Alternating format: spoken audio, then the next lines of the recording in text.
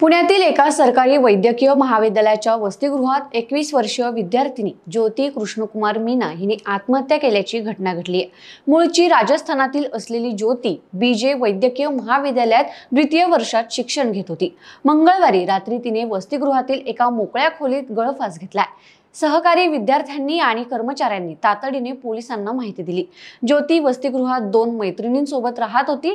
ती रात्री उशिरापर्यंत खोलीत परतली नाही, त्यामुळे मैत्रिणींनी चिंता व्यक्त करत पोलिसांशी संपर्क साधला। दरम्यान एका विद्यार्थिनीने तिला दुसऱ्या खोलीत गळफास घेतलेल्या अवस्थेत पाहिलं आणि वसतिगृह प्रशासनाला कळवलं। घटनास्थळी सापडलेल्या चिठ्ठीत ज्योतीने मानसिक आरोग्य उपचार सुरू असल्याचे आणि शिक्षण पुढे सुरू ठेवण्याची इच्छा व्यक्त केली होती।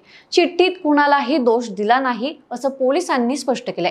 प्राथमिक तपासात ज्योती शालेय जीवनापासून मानसिक आरोग्य उपचार घेत असल्याचं समोर आलं। तिच्या पालकांना माहिती देण्यात आली असून बंड गार्डन पोलीस ठाण्यात पुढील तपास सुरू आहे।